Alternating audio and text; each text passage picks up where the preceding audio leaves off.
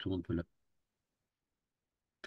là. Erev Tov, on va parler cette semaine de la paracha de Tetzavé. Et la paracha de Tetzavé, c'est une paracha qui, évidemment, est centralisée, on peut dire d'une certaine façon, est centrée sur les habits du Kohen Gadol. Et ce qui est intéressant ce soir, c'est de regarder comment le Rav Tzadok HaKohen aborde le problème des habits du Kohen et on peut dire peut-être même plus généralement de l'habit en général. Dans le texte que je vais vous montrer maintenant, il y a, c'est un texte qui parle évidemment de la paracha de Tetzavé, mais on va voir que les sources que je vais ramener ce soir ne sont pas spécialement de la paracha de Tetzavé, mais que en fait le Rav Tzadok HaKohen parle des habits un petit peu partout, c'est-à-dire à diverses occasions, et pas spécialement dans la parashat Tetzavé. Il en parle aussi dans la parashat Mishpatim, dans la parashat Kitissa, dans lequel il aborde ce problème-là.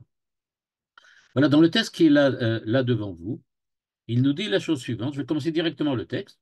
Il nous dit en fait que la paracha, toute la paracha, parle de la Kedusha d'Aaron. Et il dit ça commence par évidemment le Shemen HaMishra, c'est-à-dire quand on a fait l'onction du Kohen, l'onction des habits, l'onction du tabernacle, etc., etc. Et il nous dit quelque chose tout de suite qui est très étonnant. Il nous dit V'zenitzrak rach achare kilkul ha'erev Rav, à la ligne 10. C'est-à-dire que pour le Rav Tzadok HaKohen, le fait même qu'on ait besoin d'un mikdash, c'est-à-dire que l'on ait besoin d'un sanctuaire, que l'on ait besoin de kohanim, qu'on ait besoin de kohanim qui ont des habits, tout cela, et on va voir que c'est ça effectivement le point focal de sa pensée, tout cela ne provient que du fait qu'il y a eu le problème du Erev Rav au moment du Chet Egel Hazahav, et que, en fait, d'après le Rav Tzadok HaKohen, on n'a pas besoin, on peut dire a priori, ni de Mishkan. On va voir tout de suite si oui, On si non, devrait, mais on devrait juste peut-être arrêter le cours 5 minutes avant pour qu'on ait le temps éventuellement de poser des questions. d'accord, d'accord. Rappelle-moi quand j'arrive aux 5 minutes. Et donc, le Rav Tzadok dit donc, ça, a priori, on n'a pas besoin du Mishkan, on n'a pas besoin de Kohanim, on n'a pas besoin d'habits pour le Kohanim. Tout ça, c'est seulement par la cause du Erev Rav. Qu'est-ce que ça veut dire? Ça veut dire qu'à cause du Erev Rav, c'est-à-dire à cause de la faute de Moshe, on s'est retrouvé dans une situation dans laquelle on a eu besoin par la suite du Et Kohen et du Le Mikdash. Rav Cherki, le Rav Cherki, il a sorti un Vartora intéressant, qu'il a dit en fait il y a deux Mishkan. Il y a le Mishkan de Moshe et il y a le Mishkan de Aaron. Le Mishkan de Moshe, un peu comme tu dis, il n'a pas besoin d'habits, il dit aussi, c'est le Mishkan sans la faute parce qu'il n'y a pas de Misbar à Ktoret. Et Ça, je après, sais. Là, le Rav Tzadok, il ne le dit pas. On va voir, il va en dire qu'il parachat y aura d'autres Tzavé, choses en moins. c'est Kilo le Mishkan de Aaron. Alors, dans tout cas, là, pour le moment, on va voir. Ce qu'il y a, c'est que Manitou, par exemple, on va en parler aussi par la suite. Je ne sais pas si on aura le temps de tout parler aujourd'hui, parce que c'est un sujet très long. Et peut-être on continuera la semaine prochaine, parce que de toutes les façons, tu savais, après ça, on a encore Vayakel Picoudé qui reviennent sur les mêmes thèmes, donc on aura absolument besoin. Et donc, dans tout cas, dans ce texte, le Rav Tzadok HaKohen commence par nous dire tout de suite, Zenitzra ra kachar kilkul ha'erev. En effet, Vechen, dit-il, Bigde Keuna, ligne 12. Le Aaron ou Banav, chez Noten Bahem Kedusha. Il dit, et le fait que les Kohanim aient besoin d'avoir on peut dire comme ça, un espèce d'uniforme, et que cet uniforme, en fait, c'est cela qui leur donne la Kedusha. C'est-à-dire que ça, c'est quelque chose que la Gemara de Sanhedrin nous dit déjà, un Kohen qui travaillerait, enfin qui ferait une cérémonie au temple, mais sans les habits, sans l'uniforme du Kohen, eh bien, ce qu'il a fait est considéré comme pasoul et non avenu. C'est-à-dire que c'est même interdit. Donc, on voit donc que la Kedusha des Kohanim, ce n'est pas une Kedusha intrinsèque, elle dépend aussi, pour la réaliser, de l'habit, de l'uniforme des Kohanim. Et c'est ça le sujet qu'on doit en principe aborder aujourd'hui, à savoir qu'est-ce que c'est que cet uniforme.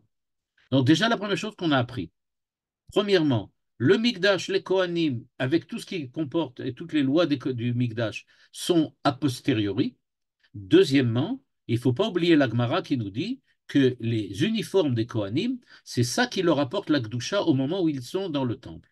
Ça ne veut pas dire que les Kohanim ne sont pas des Kohanim en dehors du temple, mais ce qui fait la spécificité du Kohen, à savoir qu'il est capable ou qu'il est susceptible de faire le service du temple, ça ne peut être fait que si il est vêtu de son uniforme. Vekdushat Aaron, et regardez bien ce qu'il dit maintenant, Nitzrach rak achara kilkul. Et on a besoin que l'uniforme de Aaron à Cohen et de tous les autres Kohanim agissent, on peut dire comme ça d'un point de vue spirituel, pour permettre aux Kohanim eux-mêmes de pouvoir réaliser leur service divin à l'intérieur du temple. On a besoin de tout ça pour que les Kohanim deviennent Kedoshim. En effet, si le Kohen n'est pas Kadosh, il ne peut pas faire la cérémonie ou le rituel du temple. Donc il lui faut des habits. Le but des habits, c'est de le rendre Kadosh, comme le dit l'Agmara, Bisman shebigdehem alehem keunatam alehem. Donc ils sont Kedoshim, les Kohanim, seulement s'ils revêtent leur uniforme. Et ils ont besoin d'être Kedoshim, pourquoi? Parce qu'ils doivent réaliser le service du temple. Or, nous dit le Rav Tzadok HaKohen, tout le problème commence on peut dire par la base, à savoir que le Kohen doit être Kadosh. Donc, il a des habits. Et il est Kadosh pour faire le travail, le service du temple. Or, dit-il, Kdushat Aaron, ligne 13, Nitzrak rak achara kilkul. On n'a pas besoin de la Kedusha du Kohen avant l'histoire de Erev Rav, avant l'histoire que quand Moshe est sorti d'Égypte, quand les enfants d'Israël sont sortis d'Égypte, et que Moshe a décidé de prendre avec lui le Erev Rav, Dieu lui avait dit, est-ce que vraiment tu veux les prendre? Et Moshe avait insisté en disant, oui, je veux prendre je veux prendre le Erev Rav avec nous. Il nous dit, à partir de ce moment-là, on a eu besoin de la Kedusha du Kohen. Avant, il n'y en avait pas besoin. Et pourquoi? De'im lo haya kilkul, ayu kol Israël reuyim la keuna.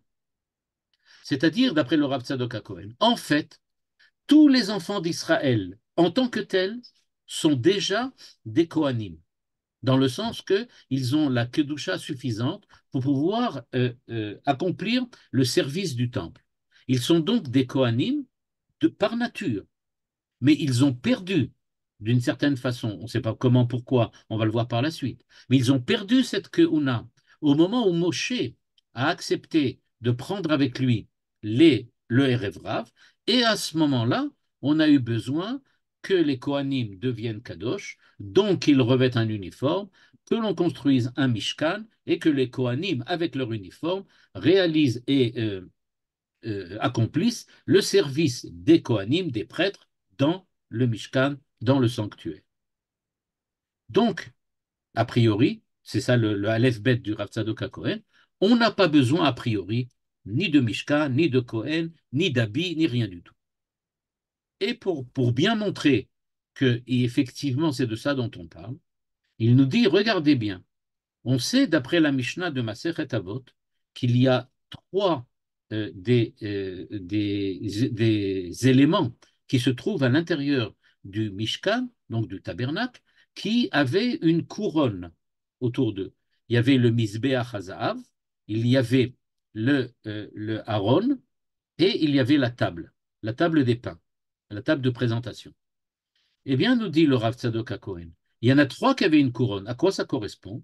La Mishnah nous dit, ça correspond à Keter Keuna, Keter Torah, ve Keter Malchut. C'est-à-dire, il y a donc la couronne du Kohen, la couronne de la Torah et la couronne du Malchut, c'est-à-dire la couronne de la royauté. Et donc, qui correspond à quoi? Eh bien, c'est évident que le Keter de la Torah, il est évidemment la couronne qui était disposée sur l'arche dans lequel on mettait les tables de la loi et la Torah. Donc, c'est clair que le Aaron, c'était effectivement le lieu de dépôt de la Torah, et il avait donc la couronne de la Torah. La table de présentation dans laquelle il y avait les pains, Et on sait que le pain, c'est ce qui correspond au fait de manger, de nourrir. C'est donc ce qui est important pour la survie, c'est-à-dire c'est en rapport avec Malchut, avec la royauté, avec le régime politique. Et donc, il y avait aussi une couronne pour représenter le roi, celui qui doit être chargé de la direction et de la gestion du pays, c'est-à-dire de leur apporter à manger, c'est-à-dire de leur permettre de subsister. Et donc, où se trouve le Keter Keuna?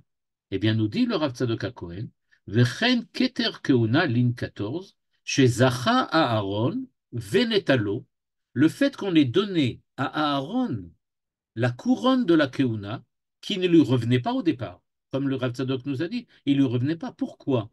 Eh bien, parce que précisément, Bezer Zaav Shal Mizbeach HaKetoret, parce que où se trouvait la troisième couronne, la couronne de la Keuna, elle ne se trouvait pas, j'aurais pu dire, sur la tête de Aaron, avec le tzitz, avec ce qu'il avait de spécial, l'espèce de couronne qu'il avait. Mais la couronne de la Keuna se trouvait précisément sur l'autel dans lequel on faisait l'encens. Et donc, l'autel sur lequel on mettait l'encens, le Misber HaKetoret, avait une couronne, et c'était donc pour bien dire que c'est l'ensemble des enfants d'Israël qui sont représentés par le Misber Haktoret, par l'autel de l'encens, qui avait la possession de cette couronne de la Keuna. Il n'y avait donc pas un Cohen qui était Cohen, mais l'ensemble d'Israël était Cohen. Et d'ailleurs, dit le Rav Tzadok Cohen, comme tout le monde le remarque et l'ensemble des commentateurs essayent de le préciser, comment se fait-il que la description de la fabrication de l'autel de l'encens ne soit pas dans la paracha précédente de Teruma? En effet, dans la paracha de Trouma, on découvre comment les enfants d'Israël ont construit à peu près tous les éléments du Mishkan, sauf un, l'autel de l'encens. Eh bien, pourquoi, nous dit le Rav Tzadok? Eh bien, tout simplement parce que l'autel de l'encens n'est pas directement lié avec le Mishkan, il est lié avec les Kohanim. C'est-à-dire qu'il représente en fait l'origine israélite, j'aurais pu dire, donc pas israélienne, mais israélite, le fait que ça vient d'Israël, l'origine qui est présente en tout Israël de cette capacité d'être Kohen, qui a ensuite été donnée aux Kohanim, mais au départ, elle faisait partie de tout Israël. Et donc, d'après le Rav Tzadok HaKohen, c'est pas pour rien qu'on a divisé l'histoire, a divisé Teruma de Tetzavé. Dans la paracha de Trouma, on parle de tout ce qui correspond à la Kdusha d'Israël globalement, c'est-à-dire le sanctuaire, c'est-à-dire le tabernacle, c'est-à-dire les tables de la loi qui se trouvaient à l'intérieur de l'arche, etc., de la table de présentation, de l'autel qui est à l'extérieur sur lequel on apportait les sacrifices, eh bien tout cela, nous dit le Rav Tzadok Cohen, ça a un rapport avec la Kedusha d'Israël globale. Mais après que on ait raconté ce qui se passe au niveau de la Kedusha d'Israël globalement, eh bien on va parler des Kohanim. Or, les Kohanim se sont appropriés quelque chose qui appartenait globalement à Israël, c'est-à-dire l'autel de l'encens. Et donc cet autel de l'encens, ils se le sont appropriés au moment où Moshe a fauté ce qu'il a fauté, c'est-à-dire qu'il a pris avec lui les rêves qui ont fait ensuite le veau d'or, qui a provoqué la projection des tables de la loi au sol et leur brisure. Eh bien, tout cela, nous dit le Rav Tzadok Cohen, vient donc nous montrer que, en fait, la paracha de Tetzavé, avec la description de l'autel de l'encens, vient bien nous dire qu'il s'agit ici des Kohanim tout seuls et pas de l'ensemble d'Israël. Donc, on est toujours dans, pour le moment, c'est une espèce d'équation que nous propose le Rav Tzadok Cohen, et il nous dit, voilà, c'est ça la réalité des choses. Il y a donc Trouma qui parle de la Ktusha d'Israël, avec tous les éléments du Mishkan que l'on a construit autour de cette Kedusha, alors que la paracha de Tetzavé parle de la Kedusha des Kohanim, avec tous les éléments qui sont en rapport avec les Kohanim, c'est-à-dire l'autel de l'encens. Il faut se rappeler que le tabernacle lui-même, c'est-à-dire tout ce qu'on raconte dans la paracha de Trouma, c'est aussi, en fait, une des conséquences de l'erreur de Moshe avec le Erev Rav. Donc, ce qui s'est passé, c'est que l'erreur de Moshe a entraîné deux choses. il a entraîné la représentativité du Mishkan pour la Kedusha d'Israël et la représentativité de l'autel de l'encens et des Kohanim pour les Kohen, les prêtres. Mais tout ça, en fait, ça aurait pu très bien ne pas avoir lieu si il n'avait pas fauté. Ve'alken, continue, ligne 15, Ketiv, Ve'ata tetzave. Pourquoi est-il écrit au début de la paracha Ve'ata tetzave et ben Israël? Et toi, Moshe, tu vas ordonner aux enfants d'Israël de faire telle et telle et telle chose. Pourquoi Ata, toi? Eh bien, nous dit le Rav Tzadok HaKohen, parce que mitzvah, chez a mitzvah, mitzad Moshe Rabbeinu, chez Kibel et Erev Rav. C'est à cause de lui qu'on en est arrivé là de cette histoire de Tetzavé. Et donc, c'est pour ça que on est obligé, parce que les Kohanim n'existaient pas avant, on est obligé, a priori, de dire que la Torah s'adresse à Moshe. C'est ton problème. Ve'ata tetzavé. Maintenant, Dieu dit à Moshe, Ve'ata tetzavé. Et pourquoi il ne l'a pas dit à Trouma? Parce qu'en fait, ce que l'on voit, c'est que le Mishkan correspond à la Kedusha d'Israël globalement. Et cette Kedusha, elle existait avant la faute de Moshe et elle continue à perdurer après la faute de Moshe. Mais on va voir qu'elle change, elle se transforme. Mais en tout cas, dans sa nature, elle perdure et elle reste Adain relevantite. Et donc il nous dit, il a accepté les Rav, ligne 16, validé ba qu'il coule venassé à Rav Kaas, והוצחפו לשמן והדלקת הנרות על ידי אהרון, וכתר כהונה, והקטורת, וקדושת אהרון, ובגדי כהונה. Et donc, on a eu besoin de tout ça, à savoir le Misbeach Aktoret, la Kedusha d'Aaron, les Bigdei Keuna, tout ça, on l'a eu parce que Moshe, en fait, a fait une erreur et il a accepté de prendre avec lui à la sortie d'Égypte le Erev Rav, alors qu'il aurait dû les laisser en Égypte. Précise maintenant ce qui est en jaune devant vous, précise maintenant le Rav Sadok, Mitzad Hashem Itbarach, Lo aya nitzrach lekol ze. Il dit en fait, pour Dieu, c'est-à-dire a priori, Dieu dit nous n'avons pas besoin du tout de tout ça. On n'a pas besoin du tout de tout ça. Il dit chez Amar, chez Lola Reverav. Parce que Dieu avait dit à Moshe, non, je ne veux pas que tu prennes avec toi les Reverav, et c'est Moshe qui a insisté. Donc il dit, pour Dieu, c'est-à-dire a priori, il n'y a pas besoin de Mishkan. Il n'y a pas besoin de Kohanim. Mais on se doute bien qu'il y en a quand même besoin du Mishkan. Ok, on peut comprendre qu'on n'ait pas besoin de Kohanim, mais le Mishkan, en fait, c'est le lieu où la Shrina va résider. Le lieu où la Shrina va résider, on en a besoin. Et de préciser tout de suite le Rav Tzadok, Ve'alken ktiv ve'ata akre ve'lecha. La même chose, on va voir plusieurs fois dans la paracha, Ve'ata krevelecha, Ve'ata tedaber el chachmelev, etc., etc. Dieu dit à chaque fois Ve'ata, Ve'ata. Tout ça, nous dit le Rav Tzadok, c'est parce que il était trop gentil, on va dire de cette manière-là, il était trop modeste, il était trop tzaddik, et quelquefois un surplus de tzadikout, un surplus de modestie, ça peut provoquer des catastrophes, et c'est ce qui s'est produit à ce moment-là. Et donc nous dit, c'est Moshe Rabbeinu qui a fait que il y a des Erev Rav, c'est à cause de lui qu'il y a un Mishkan et tout le reste. On va voir tout de suite, est-ce que tout le Mishkan est effectivement problématique ou bien seulement les Kohanim du Mishkan? Regardez la suite. Velachen, b'maaseh hashemen v'anerot et tiktiv veikru elecha. Et s'il n'y a pas écrit ve'ata, alors il y a écrit veikru elecha.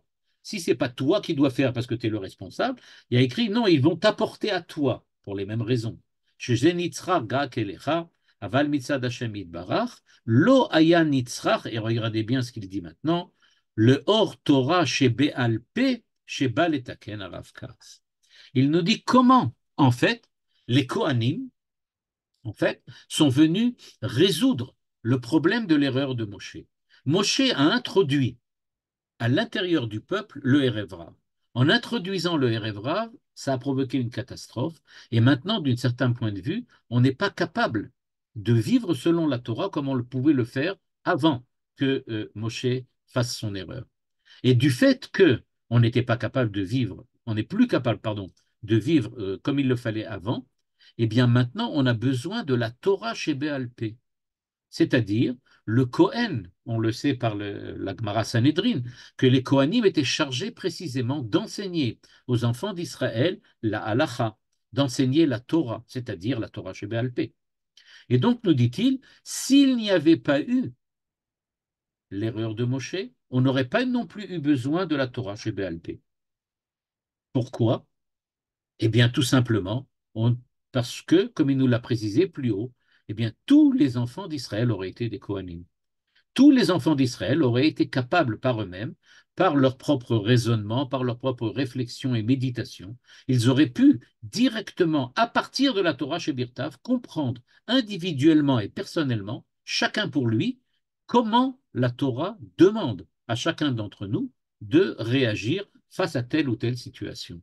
Le fait qu'on soit obligé maintenant de prendre conseil auprès des Kohanim, auprès du Sanhédrin, et de chercher donc des réponses au comment de notre comportement et de notre conduite, dit tout ça, ça vient à cause des problèmes que Moshe a introduits lors on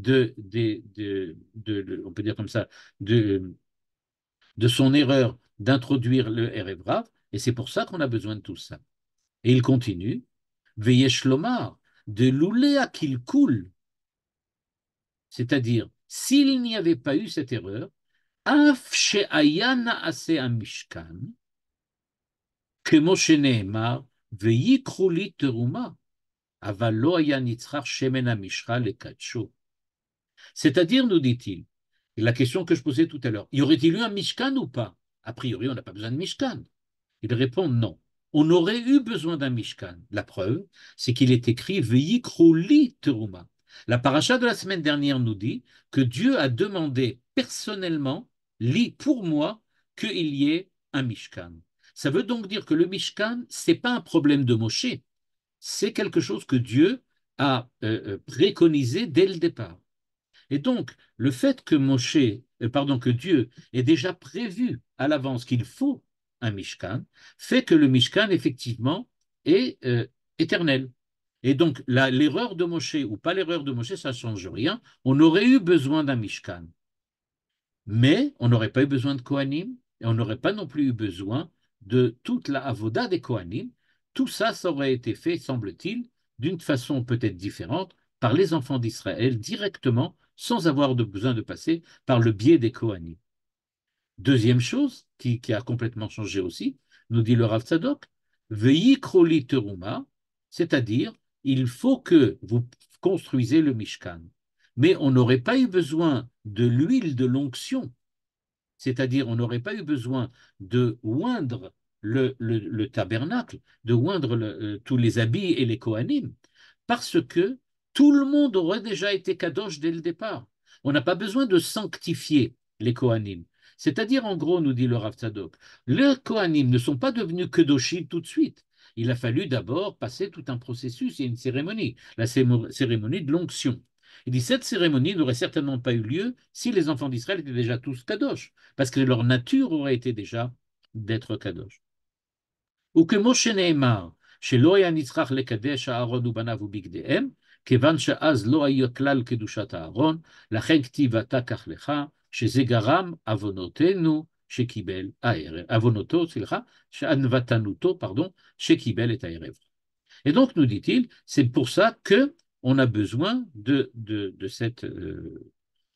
tout ça, des Kohanim et de la Kedusha des Kohanim et des habits des Kohanim, de l'uniforme des Kohanim qui fait qu'ils sont Kadosh, parce que Moshe était trop modeste, trop gentil, et qu'il a accepté de prendre sur lui, d'amener aussi les Erev Rav avec lui, alors que Dieu était contre cette décision. Alors, on sait qu'il y a le Mishkan. Alors, quel est le rôle du Mishkan s'il n'y a pas de Kohanim dedans, s'il n'y a pas de prêtre? Eh bien, le Rav Tzadok, on va le voir tout de suite, va exposer qu'il faut bien se rendre compte qu'il y a une kedusha, et que c'est le tabernacle qui va effectivement l'exprimer. Effectivement, si on regarde plus tard, effectivement, dans l'épisode de Korach, on va remarquer que Korach va dire, en fait, a priori, ce que Rav Tzadok dit maintenant. Il dit Ki kol haeda kulam kedoshim. Tout le monde est déjà saint, et donc il n'y a pas besoin d'avoir des Kohanim.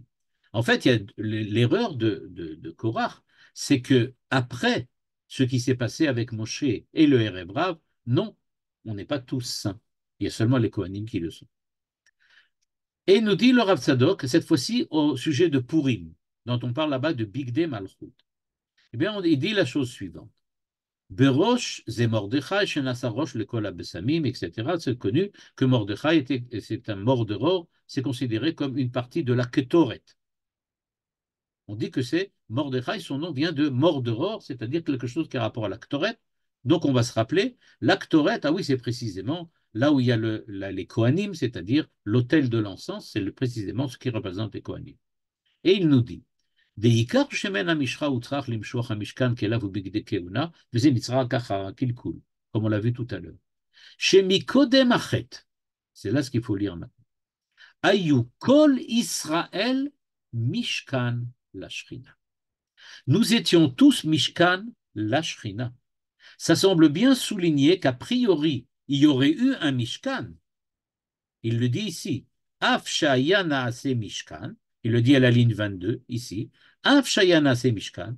Mais là, il nous dit bien maintenant, Ayu kol Israël mishkan la shrina. C'est-à-dire que si on pensait qu'il y avait besoin d'un mishkan pour qu'il y ait la shrina en Israël, en fait, non. On n'a pas besoin du mishkan non plus, ni pour faire les korbanot, ni pour faire aussi, pour qu'il y ait un mishkan. Et là, quel aurait été qu'est-ce qu'aurait été le Mishkan? Hashem be'echal kodsho, shakadosh baruchu liban shel Israël, sheshochen belev Israël. Dieu aurait résidé directement dans le cœur de chacun des enfants d'Israël. Il n'y aurait pas eu besoin non plus du Mishkan pour la Shrina. Or, on sait par le Rav Luria, par le Ramban qui l'a précédé évidemment, que le Mishkan, a priori, ou le Mikdash, a deux fonctions. Apporter les korbanot pour faire expier les fautes et permettre à Dieu de résider parmi les enfants d'Israël. Eh bien, en fait, qu'est-ce qu'on voit? On voit que Dieu réside dans le cœur des enfants d'Israël, donc il n'y a pas besoin de Mishkan. Et deuxièmement, on n'a pas besoin non plus d'expier des fautes, puisque s'il n'y avait pas eu la faute de à Moshe Rabbeinu, qui a amené avec lui le Erev Rav, on n'aurait pas fait la faute du Vaudor, on n'aurait pas eu besoin ensuite de faire expier les fautes, on aurait trouvé un système à l'intérieur de chacun d'entre nous, c'est-à-dire faire tchouva, quelque chose de ce style-là. Les enfants d'Israël auraient fait tchouva et ça aurait expié les fautes sans avoir besoin de passer, semble-t-il, par le Mishkan. Et il nous dit, Rak achara kilkul, fin de la ligne 29, Nitzrechu laasot mishkan makom beyuchad la hashraat hashrina. C'est-à-dire que le hashraat hashrina ne se fait que dans le Mishkan, ou dans le Mikdash, c'est-à-dire dans Yerushalayim, dans Eretz Israël. Il dit, tout ça, comme le dit le Rav Luria, c'est en fait un a posteriori. Au départ, le monde entier aurait été le lieu de la Kedusha. Chaque endroit où se trouve Israël, eh bien, ça aurait dû être effectivement le lieu de résidence de Dieu. Il n'y a pas besoin d'avoir un endroit particulier. Mais Eretz Israël, le Mishkan, etc., c'est partout où il y a Israël, puisque Dieu réside dans le cœur de chacun d'entre nous. Et c'est pour ça qu'il termine en disant Ve'utzrach Hashem ena mishcha limshor bo et hakelim, v'achakar nimshochu bo hakohanim agdolim ve'amelachim, hakohen ou shoresh el Torah shebe'al peh, comme il est écrit, etc., etc. Donc, on voit bien, d'après cet enseignement du Rav Tzadok HaKohen, que, en fait, le Mikdash, il est en fait quelque chose qui vient a posteriori seulement. C'est-à-dire que il va falloir maintenant, et c'est ce qu'on verra la semaine prochaine, il va falloir comprendre comment les enfants d'Israël, ou plutôt comment aujourd'hui fonctionne le Mishkan, c'est-à-dire le tabernacle ou le temple, par rapport à ce qui était avant, parce qu'effectivement, on se trouve dans une situation qui est tout à fait nouvelle. Et tout à fait nouvelle en quoi? En ce sens que il y a au niveau de la Kedusha une différence fondamentale entre avant la faute du Vaudor et après la faute du Vaudor. C'est pas simplement que la faute du Vaudor est intervenue de façon, j'aurais pu dire, historique, au moment où Moshe Rabbeinu est monté là-bas, Mais en fait, ce que l'on voit, c'est que la faute du veau d'or, comme le disent certains des commentateurs, c'est celle-là, c'est cette faute qui a induit l'obligation pour Dieu de mettre les enfants d'Israël dans une direction différente que celle qu'il avait prévue pour eux et leur dire maintenant, vous allez devoir construire un Mishkan. Et donc c'est pour ça que, d'après certains commentateurs, la paracha Kitissa, elle est avant parachat Trouma. C'est-à-dire qu'on n'est pas dans l'ordre et en fait, ça s'est produit avant. Donc pour résumer ce qu'on a vu jusqu'à maintenant, c'est seulement la première partie. La seconde partie, on la verra la semaine prochaine, Bezrat Hashem. Euh, Qu'est-ce qui s'est passé? Eh bien, le Rav Tzadok HaKohen nous dit, les habits du Kohen Il ne Gadol, reste que 5 minutes. oui, oui, j'arrête maintenant. Et donc, je résume, les habits du Kohen Gadol et des Kohanim, c'est ce qui leur permet de devenir Kedoshim. La Kedusha des Kohanim, elle n'est pas intrinsèque, mais elle dépend pour le service du temple de la façon dont ils sont habillés et du fait qu'ils ont été oints au moment où le Misbéach a été, pardon, le Mishkan, le tabernacle, a été construit. Pourquoi on a eu besoin de sanctifier extérieurement, j'aurais pu dire, une partie de la population d'Israël? C'est parce que Moshe s'était trompé au niveau des Erev Rav. Et la faute du veau d'or a induit donc une différenciation entre les enfants d'Israël, et une partie des enfants d'Israël, les Kohanim, sont devenus les représentants du peuple d'Israël dans le temple, qui est le lieu de la Shrina et le lieu de l'expiation. Mais au départ, Dieu aurait résidé dans le cœur de chacun d'entre nous, nous aurions été nous-mêmes le temple, nous aurions été nous-mêmes le Mishkan, sans avoir besoin d'un endroit et d'un lieu ou d'une place particulière pour accomplir le service du temple, ce qui aurait permis d'avoir un accès direct et sans intermédiaire entre le peuple d'Israël et Dieu. La semaine prochaine, on verra par la suite qu'est-ce que ça signifie exactement et comment cela fonctionne aux yeux du Rav Tzadok.